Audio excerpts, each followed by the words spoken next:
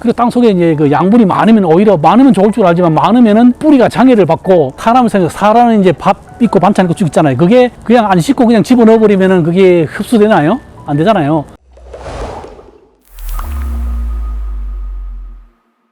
안녕하세요.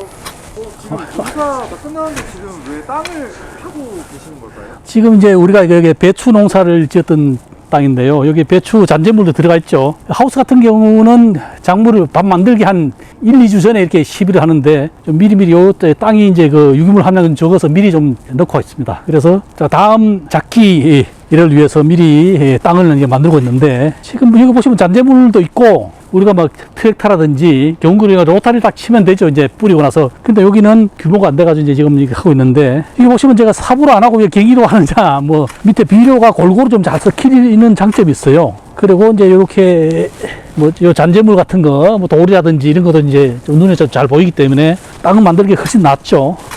여기서 이쪽으로 이제 넘겨주기 때문에 흙이 골고루 이렇게 섞이죠. 그러면 요 밑에 우리가 그 탭이라든지 여기 넣어놓은 게 이제 흙하고 잘 섞여가지고 분해도 잘 되잖아요. 유기물이 들어가 있어야 땅 속에 미생물이 이제 원활하게 왕성하게 활동을 하고 증식이 많이 되죠. 유기질을 주는데 보통 뭐 가장 좋은 거는 한 작기가 끝나고 다음 작기 전에 우리가 토양 분석을 좀 해보고 이렇게 하면 좋죠. 그래서 거기에 의해서 12 처방전에 의해서 이렇게 하면 좋은데 그래서 이제 뭐 우리가 이제 기술센터라든지 이런 데 토양을 채취해서 갖다 주면은 분석 다 해주죠. 그래서 이제 12 처방서를 받아서 그 질소연산 카리, 석회 뭐 이런 그 다음에 뭐 비율이 이렇게 나옵니다. 그래서 그걸 참고로 해서 이렇게 주시면 되고 그래서 일반적으로 토양 분석을 위해 땅을 채취할 때는 토양 이렇게 보시면 이 면적에만 이런 식으로 이제 다 5군데 이상 이렇게 파시면 좋고 또 가수원 같은 경우는 요렇게 보면은 나무 있으면 보통 나무 가지 끝을 기준으로 해가지고 가지 끝 요쪽에 뿌리가 나가고 이렇기 때문에 여기가 아주 중요하거든요. 그 뿌리가 이렇게 나가기 때문에 그래 여기서 30cm 요 범위 이렇게 이렇게 채취를 하는 게 좋습니다. 그래서 하나 둘 셋 뭐 이렇게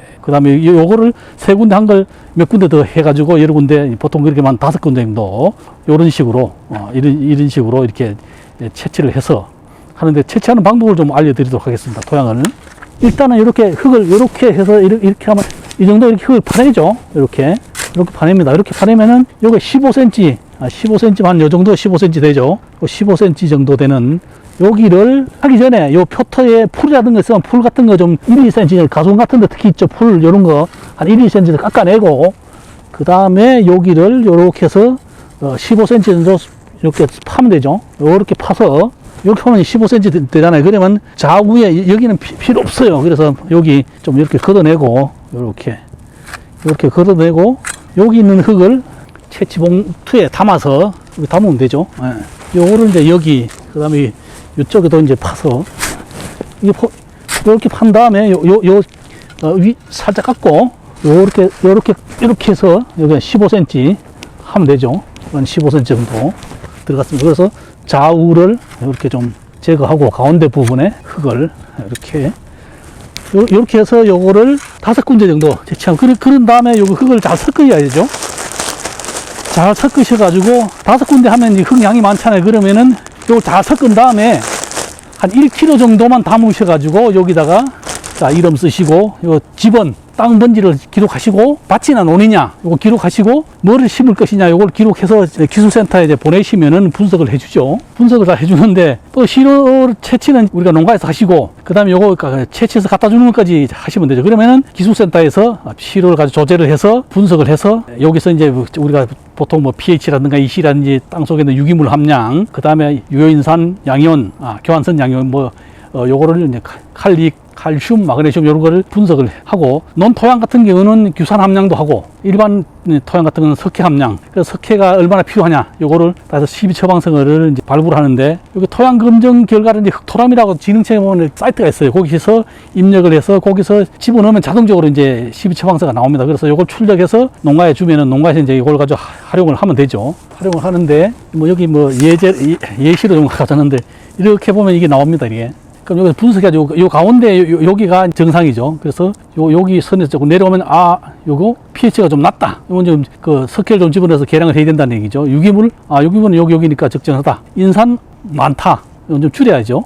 칼륨도 많고 칼슘도 여기도 많네요. 마그네슘은 여기 보면 안에 들어가고 이 시도 높다. 이러면 이제 염류 집적이 됐다는 얘기죠. 이렇게 이건 시설 토양이고 여기 보면 이렇게 맞춰서 나옵니다. 그래서 이럴 때는 요 시비 처방을 여기 나오죠. 추천. 그래서 뭐 질소, 인산, 가리 이렇게 하면은 농민들이 계산하기 힘들잖아요. 실질적으로 비료를 가지고 이제 해서 그래서 질소는 뭐 요소, 유한 뭐 이렇게 해서 얼마 넣어야 된다. 수치까지 이렇게 나오죠.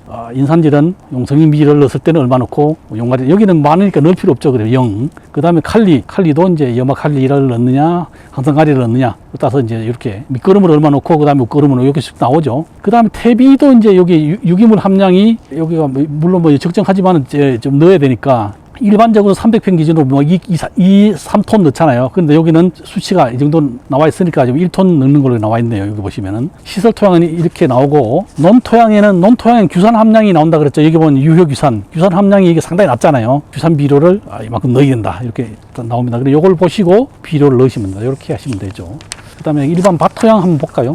뭐, 요런 게 있다는 걸 보여드리기 위해서 하는 겁니다. 그래서 여기 보면 나오잖아요. 여기 경작지, 이거는 지금 땅 주소인데, 그 다음에 이게 토성까지도 다 이게 검사를 해서 나오죠. 그래서 이제 뭐 여기 뭐 pH라든가 쪽, 여기는 밭토양, 이렇게. 그래서 이제 부족한 거, 이런 거 위주로 이제 많이 넣고, 많은 거는 안 넣고, 뭐 이런 식으로 여기 보면 처방이 이렇게 쫙 나옵니다. 그리고 요대로 넣으시면 되죠. 여기는 석회를 안 넣는 걸로 이렇게 나와 있네요. 보통 토양 검증을 왜 하냐 하면은, 물론 표준 12량 기준으로 이렇게 비료를 넣을 수도 있는데, 작물에 따라서는 그 전에 비료를 많이 넣은 땅도 있고 적게 넣은 땅도 있어가지고 땅 속에 양분이 얼마 있는지 잘 모르잖아요. 그리고 그 전 작물이 얼마나 빨아먹었는지 잘 모르죠. 토양 안에 염류가 얼마나 집적된지 모르기 때문에 토양 검증을 하신 다음에 비료라든지 뭐 퇴비 이런 거 주시는 게 좋고, 그래서 그렇게 하시면 되고요. 그리고 땅 속에 이제 그 양분이 많으면 오히려 많으면 좋을 줄 알지만 많으면은 뿌리가 장애를 받고 그 양분이 우리가 지금 배추 같은 거 김장 만들 때 보면은 소금 이렇게 뿌려 넣으면 물이 밖으로 빠져나오잖아요. 그래서 이제 우리가 김치를 만들죠. 김장하는데 땅 속에도 양분이 많으면, 염류가 많으면은 수분이 빠져나오면서 양분까지 같이 빠져나오죠. 그러면 시들시들하고 뿌리도 이제 잘 자라지 않고 있기 때문에 중화를 좀 시켜야 되죠. 그러면 토양 중에 양분이라든지 그다음에 유기물 함량이라든지 질소, 인산, 칼리, 마그네슘, 뭐 규산 함량 이런 거 다 분석을 해주기 때문에 과학적으로 농사를 짓기 위해서는 이렇게 하시는 게 좋고, 옛날에 미생물을 별로 중요하지 않게 생각했는데 지금 미생물을 상당히 중요하게 생각합니다. 왜 그러냐면은 땅 속에 들어가 있는 퇴비라든지 비료 성분이라든지 이런 거를 분해를 시켜줘서 작물이 흡수 이용할 수 있도록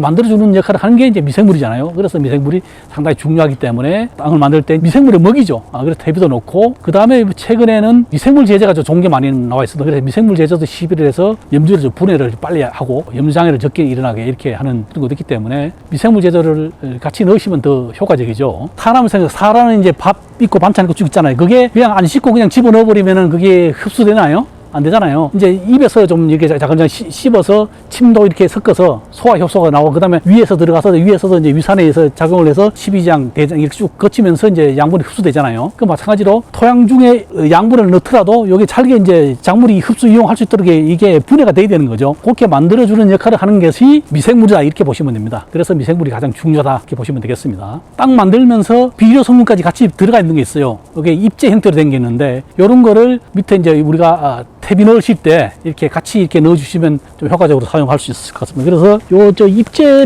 미생물 제제를 하나 갖고 왔는데요. 여기에도 유용 미생물이 들어가 있고 비료 성분까지 같이 들어가 있기 때문에 여기 토양 중에 있는 비료라든가 유해 성분 이런 걸 분해를 해서 좀 작물이 잘 이용할 수 있도록 이렇게 해주는 역할을 하죠. 그러면 인해서 뿌리도 잘 자라고, 뿌리가 잘 자라야 작물 생육이 좋아지잖아요. 좋은 점이 있기 때문에 이걸 이제 입제 형태로 된 이런 비료를 미생물 제제, 여기 보시면 이거 분해되면 양분으로 사용될 수 있는 이런 물질이 같이 들어가 있어요. 유기농업자재입니다. 이거 화학 성분이 안 들어가 있어요. 이런 걸 사용하시면은 토양도 안전하고 사람도 안전하고 작물도 안전하고 땅을 좋게 이렇게 만들어서 품질 좋은 농작물을 많이 수확할 수 있도록 이렇게 만들어 줄 수 있습니다. 이거는 300평 기준으로 해가지고 이게 5kg인데 한 포에서 2포. 이건 왜냐하면 토양 조건이 뭐 상당히 미생물상이라든가 여러 가지 조건이 좋으면 하나만 써도 되고, 조금 이제 상태가 안 좋다 이러면 2포 정도 이렇게 쓰시면 되겠어. 300평 기준으로. 그래서 요거를 이제 뭐 양이 적게도 손으로 뿌리는 게 좋아요. 손으로 이렇게 해가지고 이렇게 뿌리시면은 여기 바닥을 한번 보시면 골고루 토양에 분포되도록 이렇게 뿌려주시면 되죠. 토양 미생물제를 뿌렸죠. 그래서 이제 흙을 좀 뒤집어 줘야 되죠. 그래서 이 골고루 섞이게 탑으로 하는 것보다는 이럴 때는 갱이로 이렇게 하면 15cm 정도는 뭐 충분히 들어가는, 보통은 토양 따라 틀린데 15cm에서 30cm 정도 이렇게 갈아주시면 되죠. 근데 뭐 보통 뭐 이렇게 갈릭이나 경운기 뭐 이렇게 보면은 로타리 있잖아, 로타리. 요즘은 하우스에도 들어가는 그 소형 트랙터도 있고 하니까 그걸 이용해서 이렇게 골고루 로타리 작업해 주시면 골고루 섞이죠. 그러면은 이제 이게 잔재물 같은 것도 이제 미생물이 들어갔으니까 분해도 훨씬 빨리 나오죠. 그렇게 하시면 되겠습니다.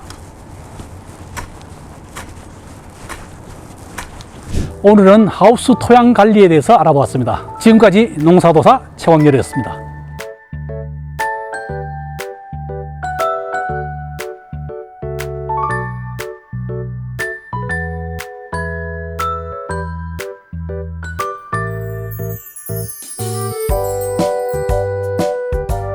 제이맨 구독, 좋아요, 알림 설정까지 부탁드립니다. 씨 뿌리고 수확까지 자라나라 자라나라 너도 나도 성공농사 대유비료 기똥차다 방망곡곡 구석구석